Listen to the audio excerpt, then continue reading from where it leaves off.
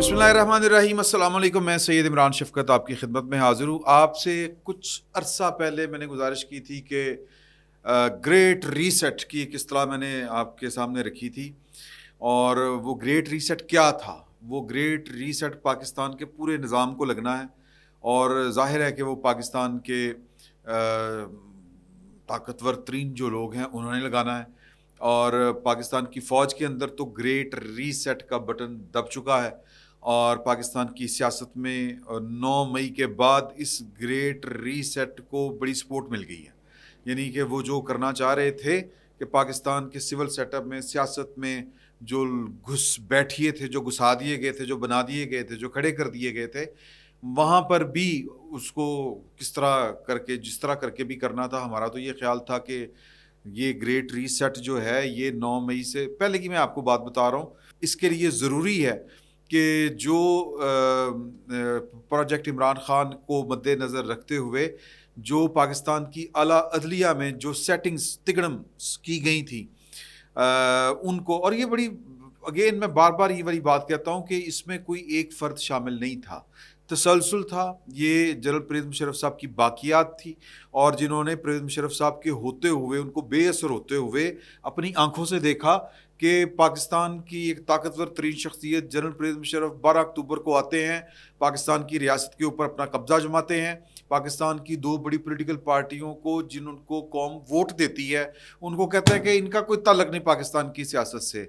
फिर वो आहिस्ता आहिस्ता वो क्या COD साइन होने के बाद खुद बेअसर होते जाते हैं। तो वो जो कहते हैं ना कि डूबता हुआ एक डिक्टेटर को पाकिस्तान के ताकतवर तरीन लोगों ने अपनी आंखों से देखा, और उन्होंने तय कर लिया कि इस तरह तो नहीं चलेगा कि ये दो पाकिस्तान की पॉलिटिकल पार्टियां ये आपस में तय कर लें, और हमें पाकिस्तान की जो ताकतवर तरीन क्या उसको कहते हैं जी, पावर पॉलिटिक्स के सबसे ताकतवर खिलाड़ी को वो आउट कर दें।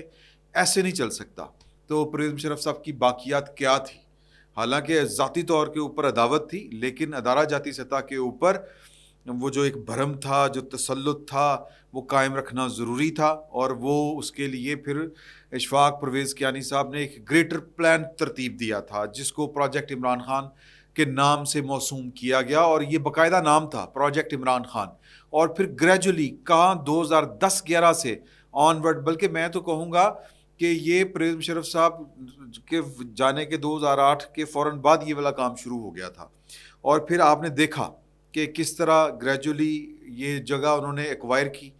पाकिस्तान की सियासत में जो पॉलिटिकल पार्टियों को निकाला गया था, परवेज़ मुशर्रफ साहब को उनके साथ मुज़ाकरात करने पड़े, उनको NRO देने पड़े, और यानी क्यों देने पड़े? अपनी इक़्तिदार के लिए कि मेरा जो है वो चलता रहे। वो फिर एक अलग से द बैटल फॉर पाकिस्तान की में जो कहानी है शुजा नवाज साहब ने जो लिखी है, वो पढ़ने से ताल्लुक़ रखती है वाली किताब। तो वो एक हमारा अलग से सब्जेक्ट है। लेकिन परवेज़ मुशर्रफ साहब को के जो बाकियात ही कह लें, उन्होंने फिर किस तरह करके जो था दोबारा से इन दो पॉलिटिकल पार्टियों को, जिन्होंने अपने आप को दोबारा मर्ज किया, जिन्होंने दोबारा अपने आप को सियासत में रेलिवेंट किया, और जो कह रहा था कि नहीं इनका पाकिस्तान की सियासत से कोई ताल्लुक़ नहीं है, उसको फ़ारिग किया। अब ये मंजर, ये सारा कुछ जो था वो पाकिस्तान के ताकतवर तरीन लोग देख रहे थे कि हमें बतौर एक अदारा जाती सतह के ऊपर जो पोजीशन थी पाकिस्तान की फ़ौज की, उसको तो ये वो क्या कहते हैं, आउट क्लास कर रहे हैं। तो इस तरह तो नहीं चल सकता। इमरान खान साहब को लाया गया, और उसके लाने के लिए ज़रूरी था 2010-11 से ऑनवर्ड अपनी मर्ज़ी की इंडक्शंस की गई। अपनी मर्ज़ी के बंदों को कहते हैं ना कि जी पूरे कैलेंडर निकाल के, चीज़ें आगे पीछे करके, हिसाब लगा के, मतलब पाकिस्तान की सबसे तवील जो चीफ जस्टिस अब रहना है वो जस्टिस आयशा मलिक साहिबा ने रहना है। तो किस तरह प्लानिंग करके उनको कौन से नंबर से लाहौर हाई कोर्ट में सीनियरिटी के ऊपर कहाँ थी उनको लाया गया। इससे पहले ये जो बंदयाल साहब आए हुए हैं, इससे पहले जो कुछ लोग गुल खिला के गए हैं, बल्कि एक हिसाब किताब के मुताबिक तो तकरीबन इमदाद सुमरू साहब ने वो बड़ा अच्छा वो एक मैथ की सारी जो इक्वेशंस बनाई हैं, उन्होंने कहा कि ये 30 साल पाकिस्तान की जो रियासत है, उन्होंने इन जजों को जो प्रोजेक्ट इमरान खान के तहत लाए गए थे, साकिब निसार साहब या गुलजार साहब या नासिर खोसा साहब, आसिफ सईद खोसा साहब, सॉरी, اور بندیال صاحب جس طرح لوگوں کو اوپر لے کے آئے ہیں، میں بار بار کہوں گا کہ یہ ان کی مرضی سے لائے تھے، پاکستان کے طاقتور ترین لوگوں کی مرضی سے لائے تھے، تو ان کو بھگتنا پڑنا ہے ہم نے، اور وہ بھگتیں گے ہم۔ جو ہائی کورٹس میں بیٹھے ہوئے ہیں سارے کے سارے، ہمیں تو صرف سپریم کورٹ کے جج نظر آ رہے ہیں۔ تو ایک کیس ابھی تک پینڈنگ ہے، اس کیس کے ذریعے میں کسی کے اوپر کسی بھی قسم کی سازش کا الزام نہیں لگا رہا، میں صرف اور صرف گریٹ ریسیٹ کی بات کر رہا ہوں کہ پروجیکٹ عمران خان سے پہلے کا پاکستان واپس بحال کرنا ہے، یعنی کہ پرانا پاکستان بحال کرنا ہے۔ وہ جو نیا پاکستان تھا جس نے پاکستان کا بیسیکلی بیڑا غرق کیا، وہ پروجیکٹ عمران خان جس کو عرف عام میں کہتے ہیں، اس کے تحت سپریم کورٹ میں جتنے لوگ لائے گئے تھے وہ سارے کے سارے فارغ ہوں گے، اور 15 جولائی سے چھٹیاں شروع ہو رہی ہیں سپریم کورٹ کی، اور یہ چھٹیاں ختم ہوں گی غالباً 15 ستمبر سے۔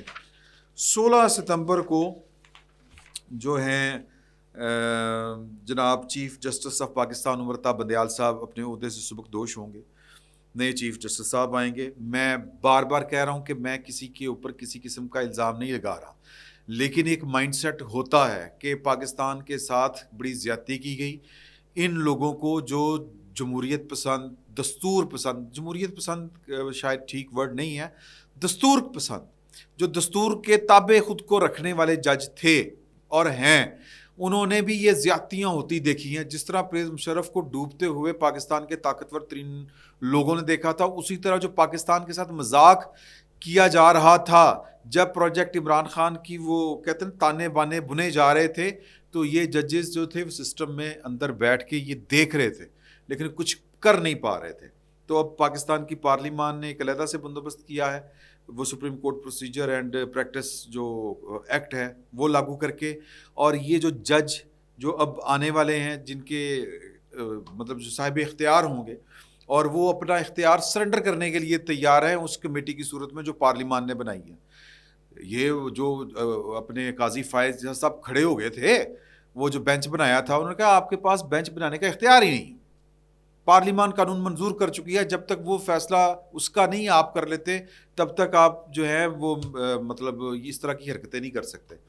تو وہ سارے کے سارے کون سے مائنڈ سیٹ کے ہیں کہ وہ اصلیت پسند ہیں، وہ دستور پسند ہیں، ان کو پتہ تھا کہ یہ پاکستان کے دستور کے ساتھ وہ کھلواڑ ہو رہا ہے، پاکستان کے سسٹم کو، پاکستان کی ڈیموکریسی کے ساتھ وہ کیا کہتے ہیں کہ ڈاکٹرڈ کیا جا رہا ہے، اس کو پولیٹیکل انجینئرنگ ہو رہی ہے، جوڈیشل انجینئرنگ ہو رہی ہے۔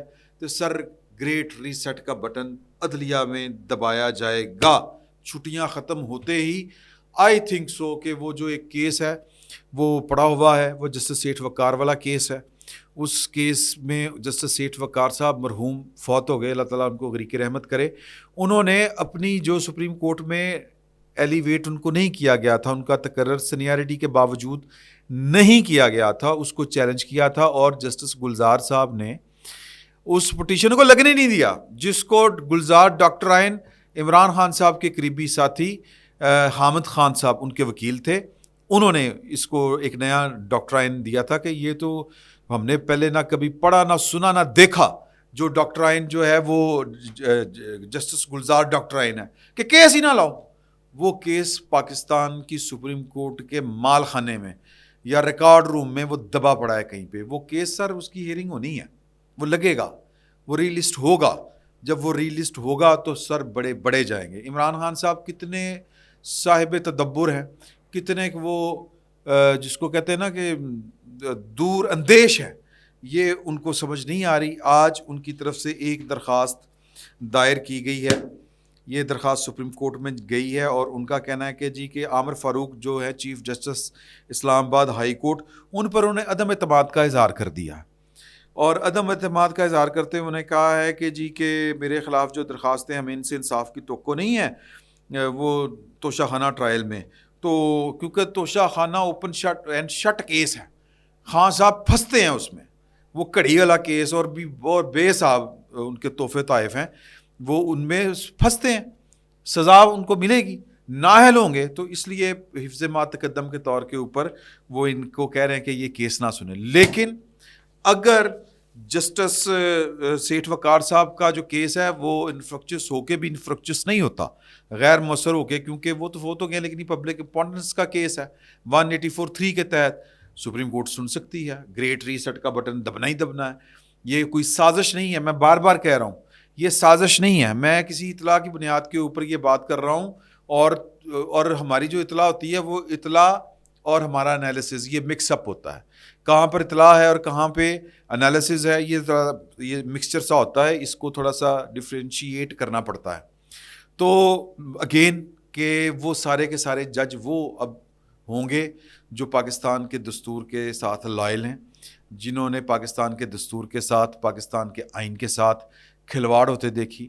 پروجیکٹ عمران خان کو نافذ کرنے کے لیے جو انجینئرنگ, جوڈیشل انجینئرنگ کی گئی پاکستان کی فوج کے ساتھ مل کے ہوئی, اس کو بے اثر ہونا ہی ہونا ہے. یہ ہو نہیں سکتا کہ بندیال صاحب جو ہیں وہ یوں ہٹیں اور پیچھے سے سب کچھ ہٹ جائے. بندیال صاحب کیا چاہ رہے تھے, وش لسٹ کیا ہے ان کی؟ وہ چاہتے ہیں کہ ان کی آواز جو ہے یا ان کی حمایت یا ان کے لائل لوگ جو ہیں, یا کہتے ہیں نا اپنا مارے گا تو چھاویں سٹے گا, وہ سپریم کورٹ میں موجود رہیں. لیکن جسٹس قاضی فائز عیسیٰ صاحب کی آمد کے بعد اگر وہ کیس سنا جائے گا, انشاءاللہ سنا جائے گا, جسٹس سیٹھ وقار والا, تو سر پھر کون کون جائے گا؟ سوال یہ پیدا ہوتا ہے. ہر وہ جائے گا جس کو وہ کہتے ہیں نا جنتری سامنے رکھ کے کہ فلاں تاریخ کو یہ پیدا ہوا تھا, یہ اس تاریخ کو اگر سپریم کورٹ میں آ جائے تو جو اس والا ہے وہ جب ریٹائر ہوگا تو یہ سیدھا چیف جسٹس بنے گا, یہ بنے گی. عائشہ ملک پاکستان کی تاریخ میں اگر وہ سپریم کورٹ کی جج رہیں, جسٹس سیٹھ وقار کی دہائی نہ سنی گئی, تو سر وہ پاکستان کے چیف جسٹس کے عہدے کے اوپر سب سے طویل رہنے والی خاتون ہوگی. اور جو میں نے عامر فاروق صاحب کی بات کی ہے, سر اگر وہ والا کیس, وہ پٹیشن ایکسیپٹ کر لی جاتی ہے, جو کہ انشاءاللہ ہوگی, گریٹ ریسٹ بچتا ہے, تو پھر عائشہ ملک کی جگہ پہ جسٹس عامر فاروق ہوں گے, جن کے خلاف عمران خان صاحب آج درخواست لے کے گئے ہیں. سارے آنکھوں سبحان اللہ, سمجھیں اس بات کو, یہ بڑی گہری بات ہے. تو سر جسٹس منیب اختر صاحب جائیں گے, سر چھرا پھرے گا ان کو, کیونکہ یہ چوتھے نمبر سے آئے ہوئے ہیں. مظاہر علی اکبر نقوی صاحب کے خلاف تو سپریم جوڈیشل کونسل میں کیس چلنا ہی چلنا ہے, کیونکہ قاضی فائز عیسیٰ ہوں, سردار طارق مسعود صاحب ہوں, یہ آئین پسند جج ہیں, قانون پسند جج ہیں. جنرل فیض کی اندھی, وہ کہتے ہیں نا اندھے گھوڑے پر بیٹھی چلتی حکومت, جنرل فیض کا بے پناہ اور اندھا دھند اختیار جو تھا, اس دور میں بھی یہ حق اور سچ کے لیے کھڑے رہے, پاکستان کے آئین کے لیے کھڑے رہے. تو یہ جو ہے مطلب کہہ لیں کہ جب آئیں گے تو پھر ظاہر ہے کہ مظاہر اکبر نقوی صاحب کے لیے یہ تو کوئی نہیں کہنے والا ہوگا نا کہ میں نے خاموش میسج دیا تھا, میں خاموش پیغام دے رہا تھا. وہ بھائی خاموش پیغام کی ہے, ایک جج کے اوپر الزام لگا ہے, آپ اس کو اگر وہ بے گناہ ہے تو وہ سپریم جوڈیشل کونسل میں بچ جائے گا, اگر وہ جناب وہ ٹرکوں والا ہے, باقی ٹرک آندے نے تو اڑ جائے گا. اس میں پریشانی والی کیا بات ہے؟ جج بھی کبھی خاموش پیغام دیتے ہیں, شرم نہیں آتی؟ بندہ ہوئے جج تو خاموش پیغام بھیج رہا ہوئے, سر خدا کا خوف کریں. تو بہرحال مظاہر علی نقوی صاحب ٹرون, محمد علی مدر صاحب بھی نیچے سے اوپر آئے ہوئے ہیں, سندھ ہائی کورٹ کے چیف جسٹس کو سپرسیڈ کر کے. عائشہ ملک صاحبہ جو ہیں وہ تو جناب پتہ نہیں گھوڑے تے بیٹھ کے آئی ہیں سن, یا پتہ نہیں کس پہ بیٹھ کے آئی تھیں کہ تھلیوں آئی ہیں سیدھا ہوتے, اور جناب آئیں چیف جسٹس آف پاکستان بننے کے لیے آئیں یا لائی گئی تھیں.